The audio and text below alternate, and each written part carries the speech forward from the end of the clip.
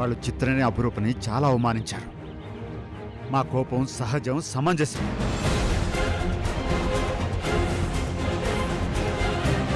వాళ్లతో మనకు సంబంధం వద్దు.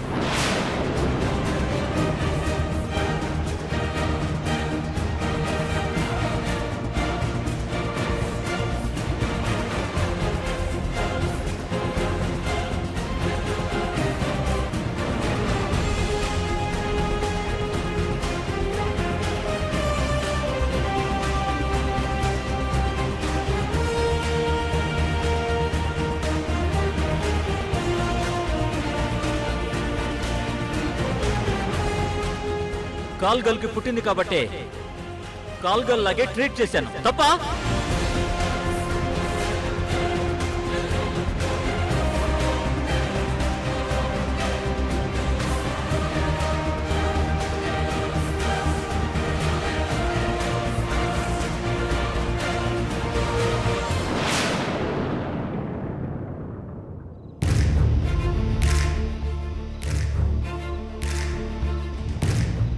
ఏంటమ్మా ఇది? ఈ సూట్ కేస్ ఏంటి? ఈరోజు ఇంటికి వెళ్ళిపోదాం అనుకున్నాను డాడీ. ఇంత జరిగాక నిన్ను ఒంటరిగా ఎలా పంపిస్తాననుకున్నావు? ఈ సమయంలో వెళ్ళిపోతానంటే అర్థమేంటి? అది కాదు డాడీ. చూడమ్మా, ఇన్ని రోజులు నిన్ను ఒంటరిగా ఉండనిచ్చింది నీ ఆశయాలకి భంగం కలగకూడదని, నీ స్వేచ్ఛకి అడ్డుగా ఉండకూడదని. అంతేకాని నువ్వు ప్రమాదంలో ఉన్నా ఒంటరిగా వదిలేస్తాన్ని కాదు.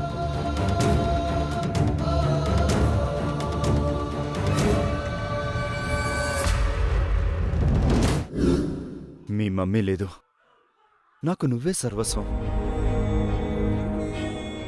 నీకేదైనా అయితే నేను ఊహించుకోలేను. తట్టుకునే శక్తి నాకు లేదమ్మా. దయచేసి ఎలాంటి నిర్ణయాలు తీసుకోవద్దు.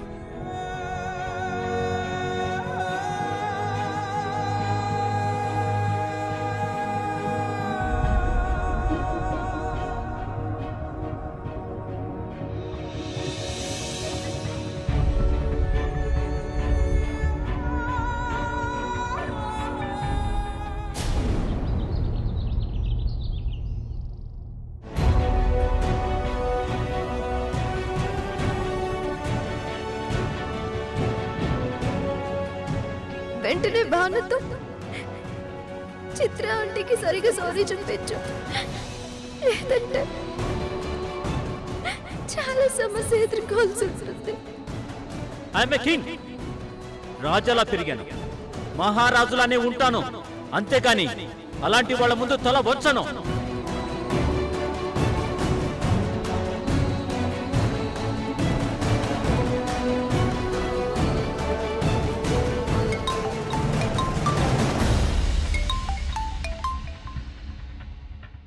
కావేరి, ఎక్కడున్నావు సతీష్?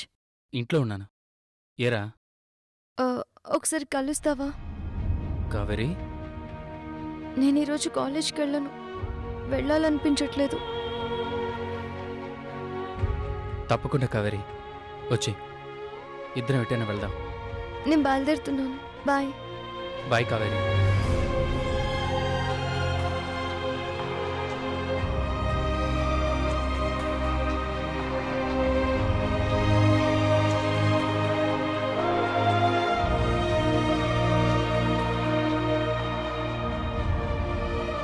అన్నయ్య,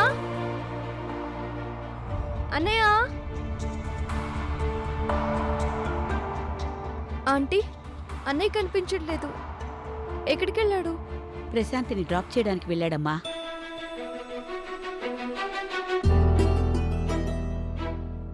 ఓ, స్కూటీ పాడైందా? ఏమోనమ్మా, ప్రశాంతి బయలుదేరుతుంటే నేను కాలేజీలో దింపుతానన్నాడు పృథ్వీ. తాను అటే వెళ్తున్నాడంట. ఆహా. Mummy daddy? తాతయ్య వాళ్ళింటికి వెళ్ళారమ్మా. ఆహా, సరే, నేను బయటికి వెళ్తున్నాను. టిఫిన్ చేసి వెళ్ళమ్మా. అక్కర్లేదు.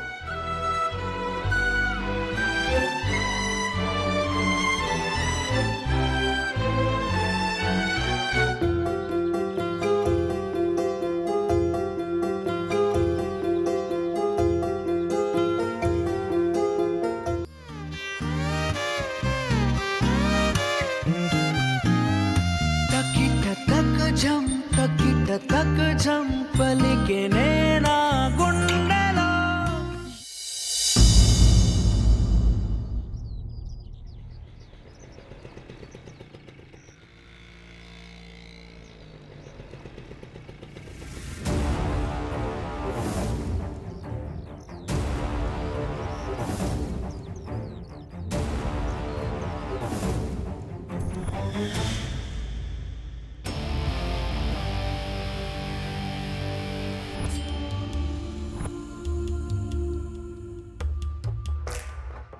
రేఖమ్మా, ఆంటీ అంకుల్ లేరా? బయట కార్ లేదు. లేరమ్మా, బయటికి వెళ్ళారు. పృథ్వీ అందరూ బయటికి వెళ్ళారమ్మా, ఎవరూ లేరు.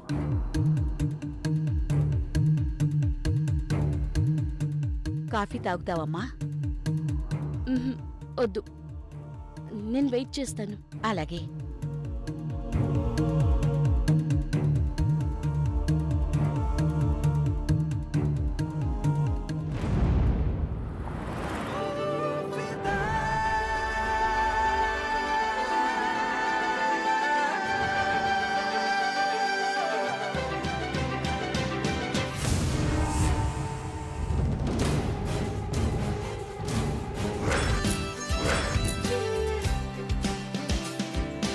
ఎంత దూరమో మా వైపు వెళ్ళే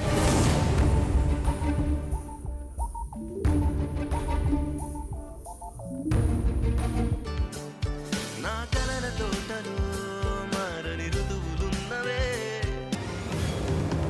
పిదా పిదా పిదా పిదా నీకే పదే పదే ఒకే రొదే మారే పిదా పిదా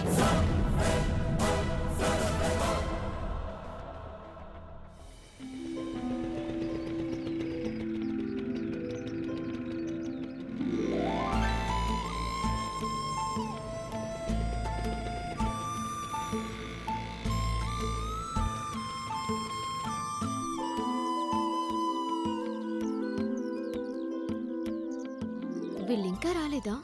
స్కూటీలు లేవు.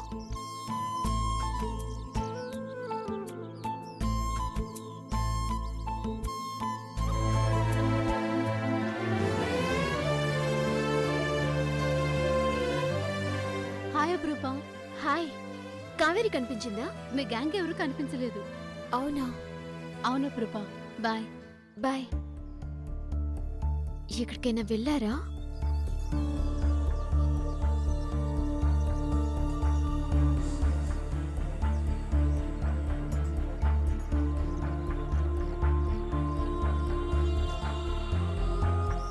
ఏ అప్రూప, ఎవరి కోసం చూస్తున్నావు? ప్రశాంతి, కావేరి వాళ్ళెవరూ ఈరోజు కాలేజ్కి రాలేదే. ఎవరు కాలేజ్కి రాకపోవడం ఏంటి?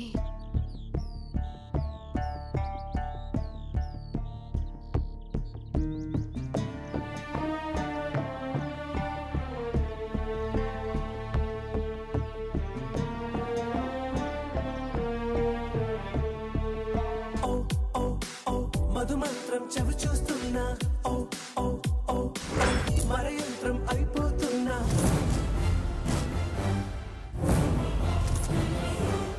అడుగే నన్ను వద్దన్నా పరుకే గాగేనా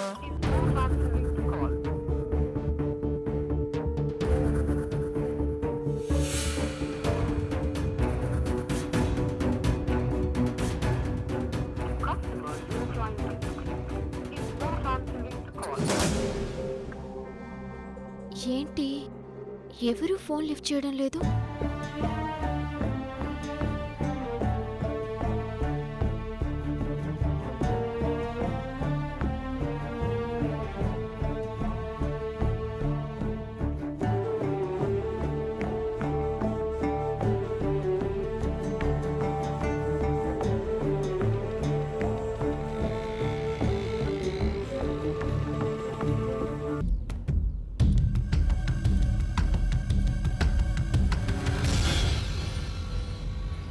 లల్లి,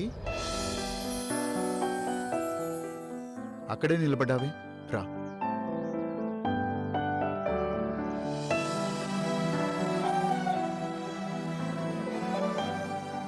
పేరు తెలుసా నీకు? మా అమ్మమ్మ పేరు పెట్టుకున్నాం. నాకు తెలియకుండా ఎలా ఉంటుంది? లలిత నీకే కాదు, నాకు అమ్మమ్మే. ఆహా, అయితే నేనెవరిని? I know you are my brother, అన్నయ్యవి.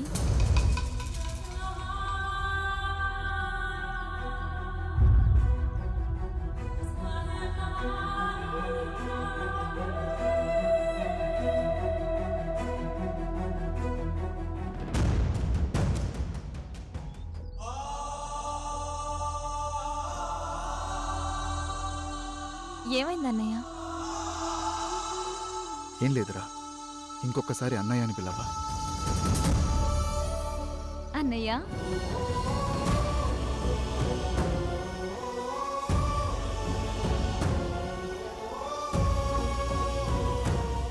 చాలా, ఇంకొకసారి పిలవనా?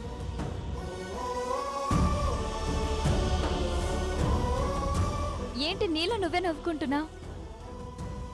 నువ్వు అలా మాట్లాడుతుంటే ముచ్చటేస్తుంది. మమ్మీ కూడా ఇలానే అంటుంది. అది సరే, నేను మీ అన్నయ్యనని తెలుసంటున్నావు, మరి ఇప్పటిదాకా నన్ను పలకరించనే లేదు. చాలాసార్లు విష్ చేద్దాం అనుకున్నాను, కానీ భయం వేసింది. వాట్? భయం ఎందుకు? ఏమో, ఇంట్లో అట్మాస్ఫియర్ చూడు ఎలా ఉందో. ఎటు చూసినా టెన్షన్. ఒక్కోసారి సస్పెన్స్ థ్రిల్లర్ సినిమా చూసినట్టు ఉంటుంది. మామయ్యలందరిలో కోపం, స్వప్న ఆంటీలో డిస్టర్బెన్స్, మమ్మీలో పెయిన్. ఇలా కూర్చో.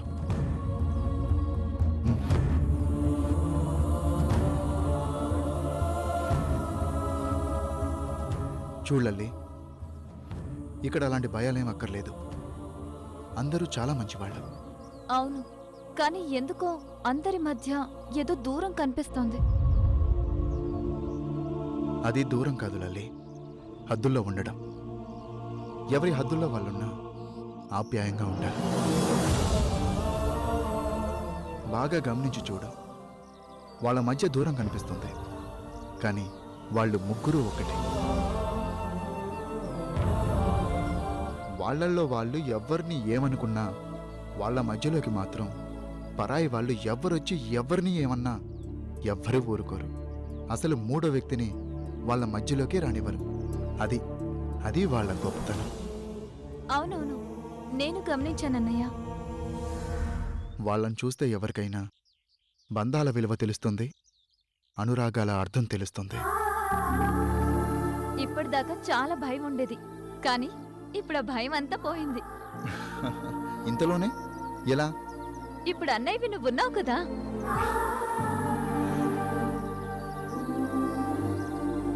నాకు భయం వేసినా బాధేసినా నీ దగ్గరకు వచ్చి చెప్పుకుంటాను. నువ్విలా నీ చేయి తీసి నా తల మీద పెట్టి డోంట్ వరీ అని ధైర్యం చెప్తావు. నాకు హాయిగా ఉంటుంది.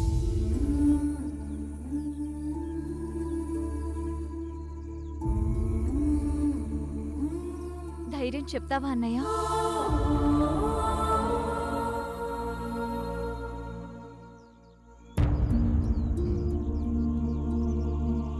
నువ్వు చాలా ఎమోషనల్ కదన్నయ్య.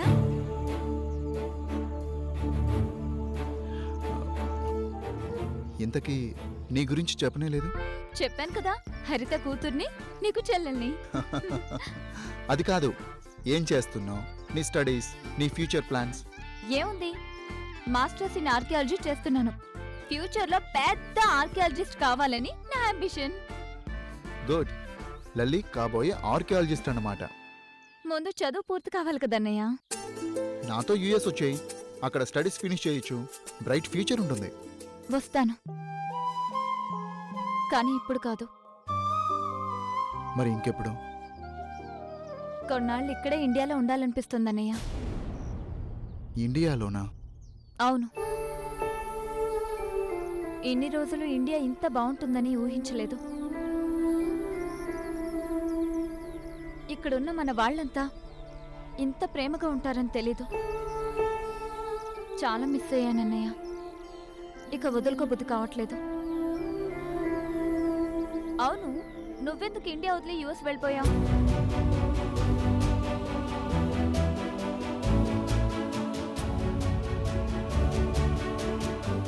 వెళ్ళాల్సి వచ్చింది. ఎందుకు? లైఫ్ బాగుంటుంది కాబట్టి. ఓ, జాబ్ వచ్చిందా?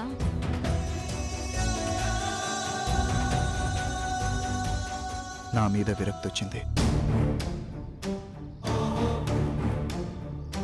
ఎవరికి? నాకే. జాబ్ వచ్చిందని చెప్పొచ్చు కదా. కనుక్కుంటావో లేదో అనుకున్నా. సమాధానం నువ్వే చెప్పేశావు. That is Lali.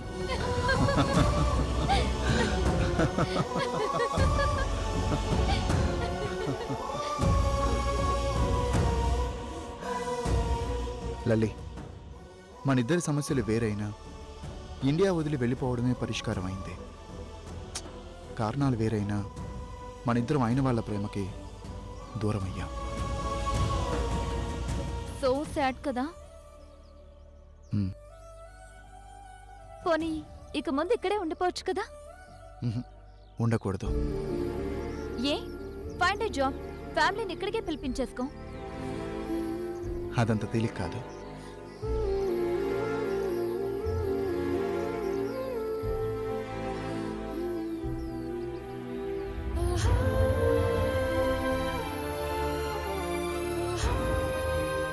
ఇంకా వాళ్ళ డిస్కషన్ జరుగుతుందా అన్నయ్య? హ్మ్.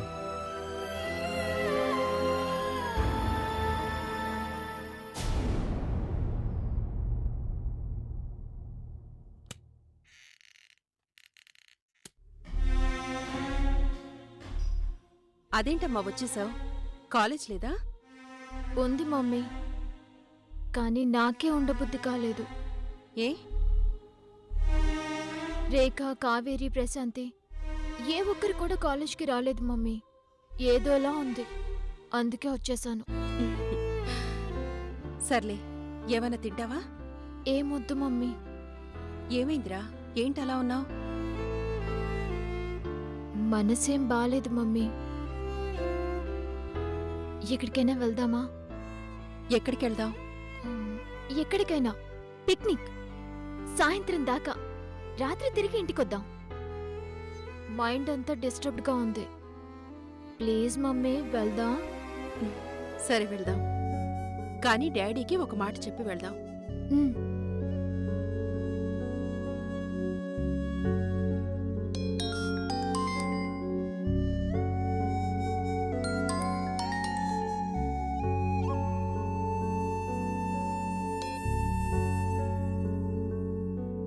చెప్పు చిత్ర.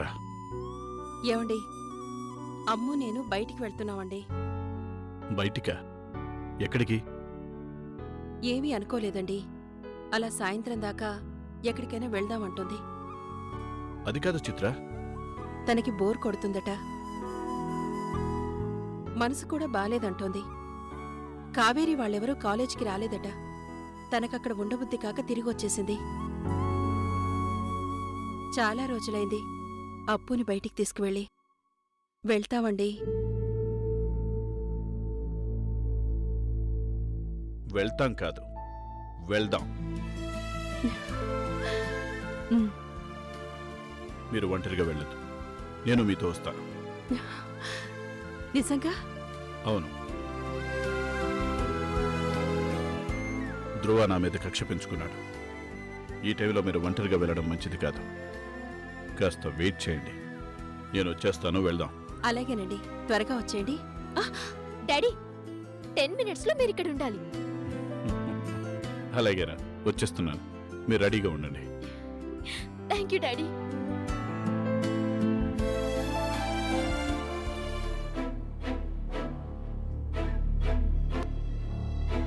డాడీ వస్తున్నారు, బయటికి తీసుకువెళ్తున్నారు. ఇంకెందుకు డల్గా ఉన్నావు తల్లి? పాపం, రేఖని తలుచుకుంటేనే చాలా బాధగా ఉంది మమ్మీ. భాను ఏమో చాలా చీప్, సతీష్ ఏమో ఫ్రాడ్. ఇద్దరు మంచివాళ్ళు కాదు. వాళ్ళ డాడీ వల్లనైనా రేఖ హ్యాపీగా ఉంటుందంటే ధ్రువ అంకుల్ కూడా చెడ్డ చెడ్డ వ్యాపారాలు చేస్తారు. భానుని, సతీష్ని సపోర్ట్ చేస్తూ ఉంటారు. రేఖ ఎంత బాధపడుతుందో కదా. అవన్నీ వాళ్ళ కుటుంబానికి సంబంధించిన విషయాలరా. నువ్వెందుకు అవన్నీ బుర్రలో పెట్టుకుని మనసు పాడు చేసుకుంటున్నావు? రేఖ నా ఫ్రెండ్ కదా మమ్మీ.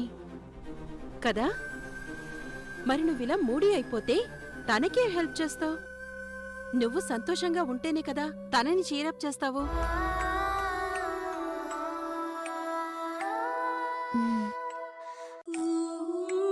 నీకేం కావాలో చెప్పు, అన్ని ప్యాక్ చేస్తాను. పిక్నిక్ అన్నావు కదా, పద పద పద. లే.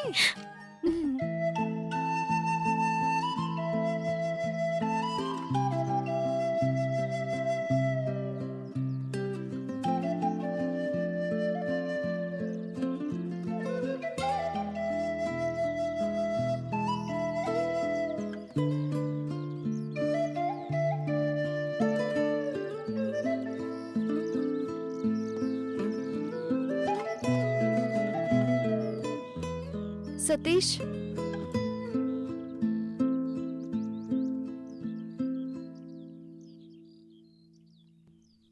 సతీష్ నిన్నే.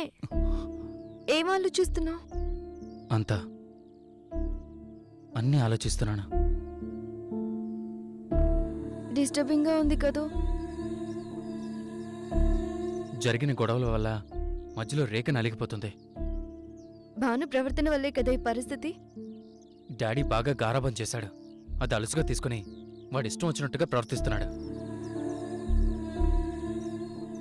నిజమే, వాడు పార్టీలో అలా మిస్బిహేవ్ చేసి ఉండకపోతే పరిస్థితి ఇలా ఉండేది కాదు. రేఖ ఇంత డిస్టర్బ్ అయ్యేది కాదు. మన రెండు ఫ్యామిలీల మధ్య ఇంత దూరం ఏర్పడింది. తట్టుకోలేకపోతుంది తన. అసలు రేఖ ఎందుకంత రియాక్ట్ అవుతుంది సతీష్? అదేంటి కావేరి, వాళ్ళు ఒకరినొకరు ఇష్టపడుతున్నారు. ప్రేమించిన అమ్మాయికి ఆ మాత్రం బాధ ఉండదా? రేఖ మా అన్నయ్యని ప్రేమిస్తుంది, కానీ మా అన్నయ్య రేఖని ప్రేమించట్లేదు సతీష్. నీకెలా చెప్పను?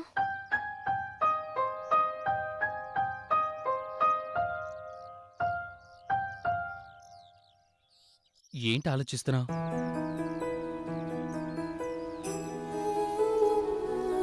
All will be fine. Worry అవ్వకు.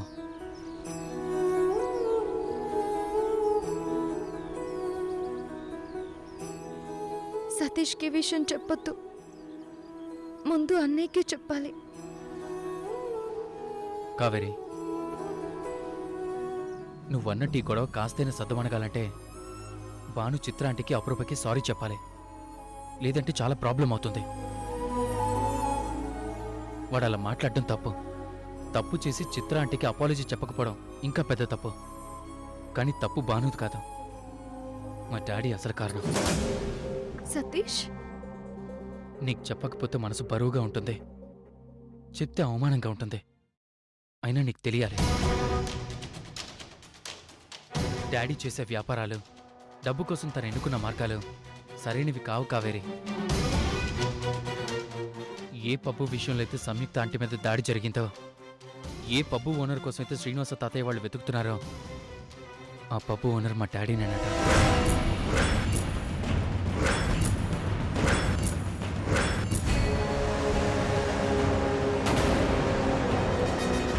సంయుక్త నా కూతురు అన్న విషయం మర్చిపోతున్నా. అందుకే అర్థం లేని వాదనకి దిగుతున్నావు. సంయుక్త నీ కూతురైతే దివ్య నా కూతురు హరీష్. నా కూతురు కుటుంబంలో కలహాలు మొదలైతే నేను తట్టుకోలేను. నా మనవడు పృథ్వీ కన్నీళ్లు పెడితే నేను భరించను. దివ్య నీ కూతురని చెప్తే వినడానికే బాగుంటుంది. అది నిజం కాదు కదా వదినా.